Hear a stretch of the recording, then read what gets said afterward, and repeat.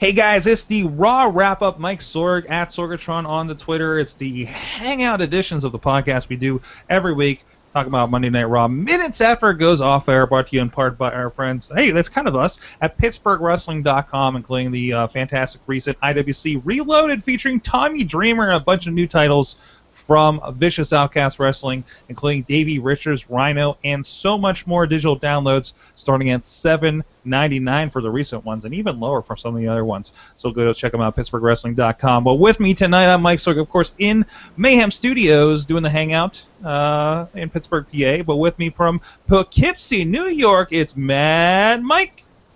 Sorg, can you make the snow stop? Snow, I caught a little bit of it. Thankfully, it was not my part of the city, but you're in the storm. I'm surprised they didn't cancel Raw again. Wait, excuse me. Side note, I know this isn't Raw related, but isn't the name of your storm Marcus? Sure. Is it a Canadian destroyer? Wouldn't that be Petey? Oh no, he did a Canadian destroyer in Cleveland a few months ago. Oh. No, I just assume it comes in like a gigolo. Marcus Bagwell. Also with us from Pittsburgh, PA, somebody who I hope will not also make Buff Bagwell jokes, unless it's about a mom on a pole match. It's Matt Carlins, our friend in the mainstream media. Best I had was I was going to ask Mike if his Storm's middle name is Alexander. That's all I had, I swear to God. Sorg, by the way, you're foreshadowing something that's coming up on Watch Party very, very soon. Oh no, oh no, help us all, help us all. You can check out those Watch Parties, all that stuff at youtube.com/Wrestling Mayhem Show. Check out Total Divas. Total Divas, a lot of good discussion there. I'm sad I'm not going to be able to get to Total Divas for a couple days because I want to get to your guys' show wrapping up Total Divas that you can also get at WrestlingMayhemShow.com. Oh, we talk about wrapping it up, Sorg. Oh no. Anyways, tonight we had let's explain something. I was not in attendance. I got to see most of Raw, maybe about an hour of Raw on mute at a bar TV, so I caught a little bit of what's going on tonight. The best way to watch. So I'm going to let you guys explain to me, first of all, what's the best thing that happened on Raw tonight that I might have missed? What is the reason that I'm not happy that I missed Raw tonight? Can you tell me? There's a lot of stroking of the chins, and Matt, do you have one? The best thing that happened on Raw tonight was the segment with Rusev and Cena, in which Rusev just laid out all his grievances for Cena, told him how old he was, how busted up he was, they ran a video package showing Cena being all busted up. Every injury that Cena's ever had, I think, was in this package. And eventually Cena and his pink eye came out, and they traded a few insults, and Rusev and Cena decided that the talking was done, and they met in the middle of the ramp, and they started to throw bombs. And Rusev and Cena brawled to the top of the ramp, and then Rusev poked Cena in his last good eye and rendered him incapacitated. And I believe that was about the end of that. But it was great. Awesome. It looked like it was pretty crazy from the bar TV tonight. By the way, respect to Silkies down on Liberty Avenue. I don't know if that's still Bloomfield, but for putting on Raw, just because I made a passing comment about how everybody was watching at home and he stuck it on TV, I'm like, fucking right, there you go. Anyways, Mike, what was the high point for you for Raw tonight? Oh, my high point. I had two, Sorg. BNZ. I love it. I love the Bad News Zone so much. We learned that there's a monkey running for mayor in El Paso. We looked at the New York Knicks coach is going door to door, arguing with fans. We learned so much from Bad News Barrett. But as far as an actual segment, something that they put thought into, the promo. Somebody put thought into that. Triple H and Sting. Oh yeah. My God. Well, you need to Triple see that. H and not Triple really H and Sting. Damien Sting down. You imply that Sting was there. Don't imply that Sting was there. No, I'm saying the promo for it. Yes. The promo for it, because they showed trees where it looked like it had the Sting face paint, and then they showed trees where it looked like it had the Triple H crown. It's really good. At the end of the day, it's kind of pointless because it's Sting accepting to be face to face with someone, not in a match. It's like RSVPing for a pre-game party. Well, you can't promote the pay-per-view based on them being face-to-face. If Sting had to come out and face-to-face tell Hunter, yes, I'll be there. See you in 2 weeks. I know, but Gotta go. you didn't need to actually, like, have Triple H say, like, God, why didn't he let me know if he's coming? I want to know! Sting! Like, I don't know. It's like, if you promote Triple H face-to-face with Sting at Fastlane, that tells me Sting's going to be there. I know this, because if he wasn't going to be there, you wouldn't promote it. I would just like to point out about that segment, it was pretty ambitious, and I thought that just upon the first viewing, I thought the normally stellar live camera work of the WWE production crew came up a little bit short. It looked like they were missing their shots on it a little bit, and I think the timing of the final reveal of the last Sting in the ring was a little bit off. And that's always frustrating because it was a lot. It was awesome and it was super ambitious, but it looked like there was a little bit of confusion during it too. But maybe that's just the TV guy in me trying to get out, Sorg. I don't know. I think it mostly worked because you can tell that wasn't Sting, but Triple H was just reacting to the makeup. I'm not even talking about whether or not you could tell it was a fake Sting or a real Sting or not. It's just the sense of like whenever they were doing like the spotlights on the opposite sides of the arena, it looked like it took the camera guy like a second to figure out where he should be pointing the camera, and maybe that was by design. I took that as the camera following Triple H's eye. And when that last reveal came and they brought the spotlight up on the ring real quick, and I presume that guy dressed up as Sting was supposed to just be standing there, but you could still see him kind of like starting to stand up. It's just a little thing like that. It's not a deal breaker or anything like that. It's just a deal where WWE was doing a super ambitious segment, and when you're doing something like that and the timing isn't just right, you'll have a hiccup in there. But, I mean, I think the reaction to it on Twitter is overwhelmingly positive, so everyone seemed to like it, and I'm sure when they run the video package, you won't even be able to tell, so it'll be all good. Mm-hmm. Fix it in post. Fix it in post. They'll probably grab a different angle from it or something. It does make you wonder what they're gonna. I mean, clearly, Sting is doing like the Undertaker bit, where he can just make crazy stuff happen whenever he feels like it. You gotta wonder what he's gonna pull off at Fastlane now. He's gonna have. I mean, they keep gotta raise the stakes now. You gotta come up with something else for Fastlane. They got the WWE budget now behind them. Yeah. I mean, look at already what we're seeing with Finn Balor versus what you saw in Japan, right? There's just more thought going into things, and I think Triple H is going to be carried off by a murder of crows. there will be live birds in play at some point between now and WrestleMania. Oh yeah, they have to have trained crows somewhere. I mean, you got to put these things to work. This has to happen. Crows? Oh my God, you guys! I just figured this out. You know who put that video package together? Solomon Crow. There you go. Bam! Bam! And that's why Solomon Crow is angry at Triple H because Triple H has delayed his NXT debut. Sorg, this is the Illuminati. We're there. We're getting out there. Wait. I gotta make the hand. Is this the way out sign? there. I think we're in trouble if we do this on video, aren't we? Like, I think we're on like a CIA list now. It's fine. We just figured this whole thing out, Sorg.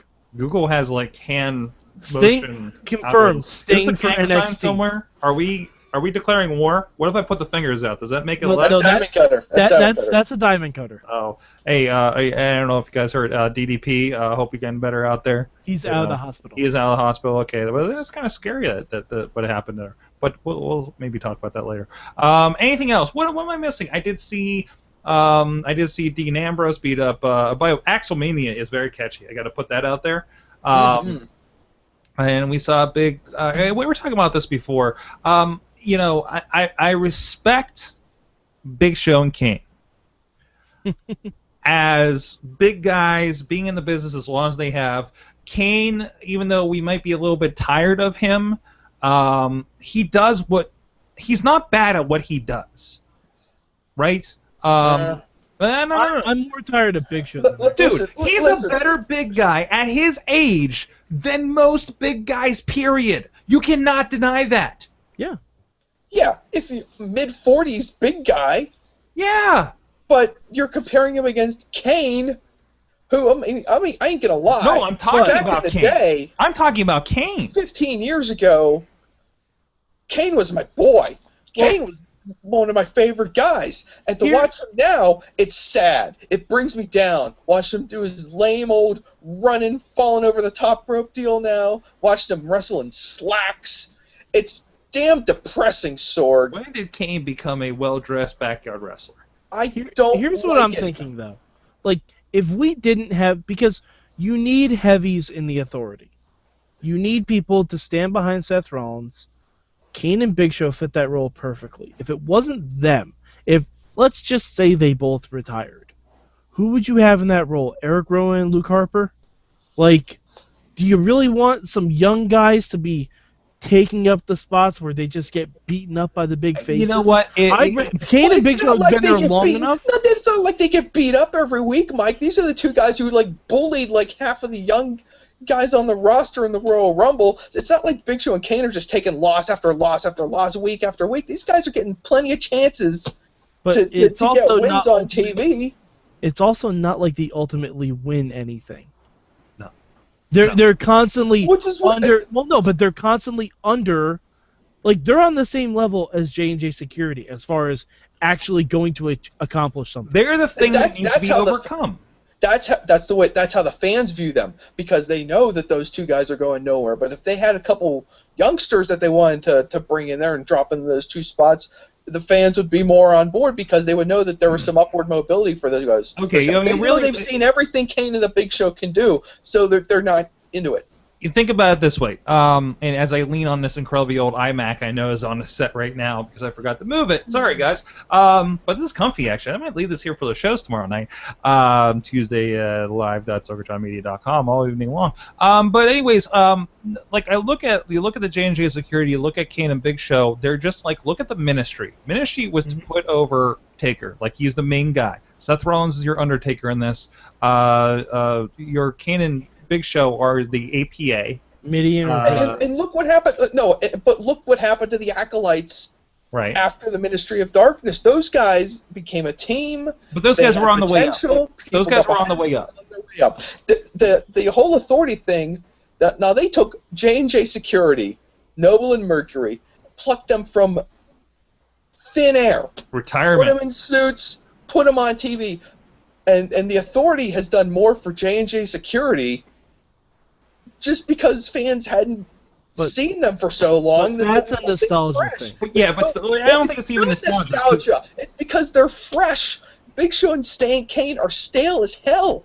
I'm pretty sure we can't call 40-year-old Jamie Noble and 40-year-old Joey Mercury. J&J. It's not about old. It's not old versus young. It's stale versus fresh. And Noble and Mercury were unseen forever. Listen. J&J Security is a hardcore evening gown match away from being Briscoe and Patterson. Okay, I think they're more capable just because of their age and their style. They're generally younger than those two were in that same role, which I think adds to it. And the guys can still go. And if there's issues that they are retired and don't hit Joey Mercury in the face, please. It might explode. And keep Jamie Noble away from Sheamus. Period.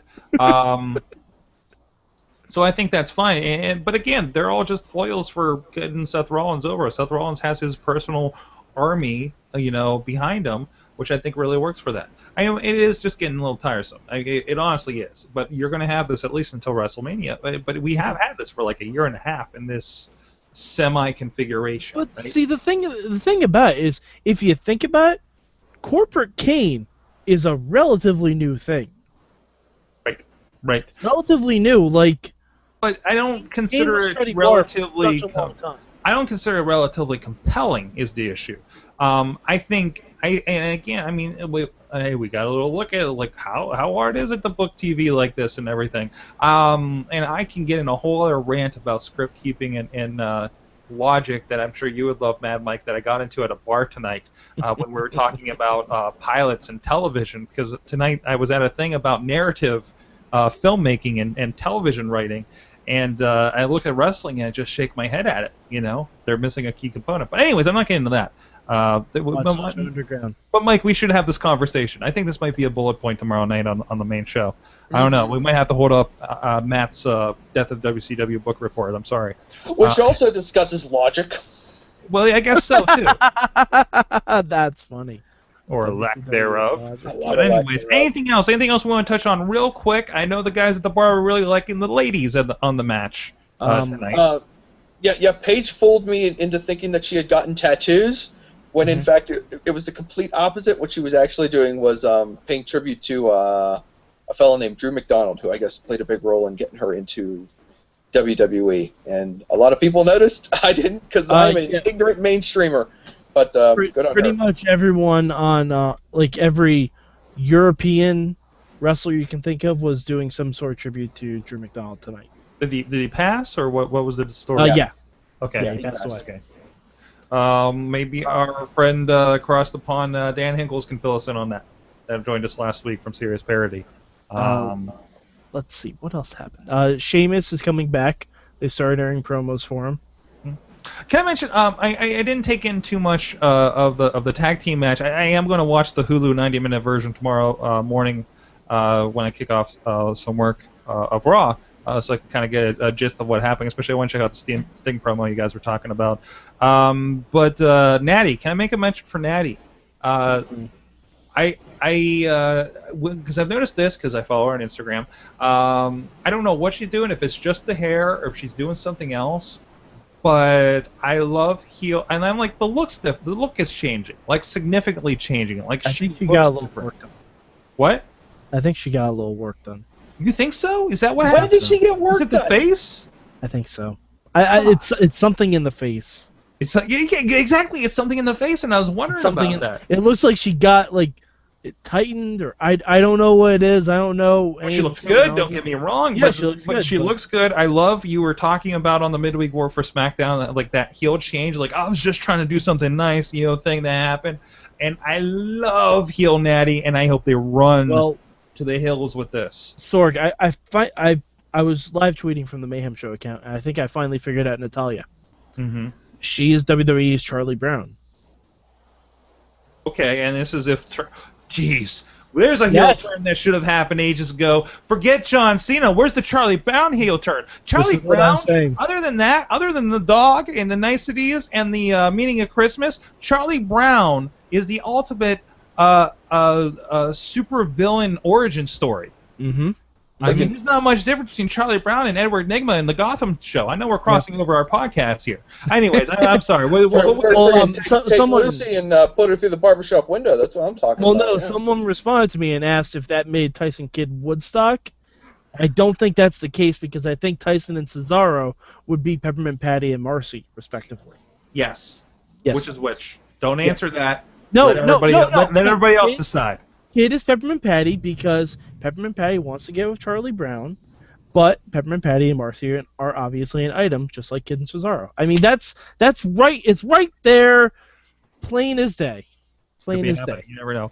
Guys, on that note, let us know what you think at Mayhem Show on Twitter. Thank you. At MadMike4883. He also joins me on Rambling Movie Minute on thatramblingreview.com. Matt Carlins, he's at Mainstream Matt with one T. Also mainstreammatt.blogspot.com, where he's defending Roman Reigns recently on there last week, as well as the results from the Mayhem. Into that skid, Roman. The Mayhem Mania, the wonderful.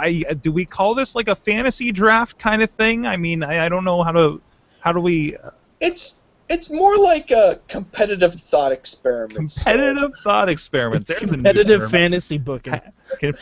Please let us know what you think with the hashtag Charlie Brown heel turn as well. And we can join us Wrestling Mayhem Show about 9 p.m. Eastern Time at live.wrestlingmayhemshow.com. We're also going to have the extremely cute superstar, former WWE, ECW, and current IWC star Colin Delaney.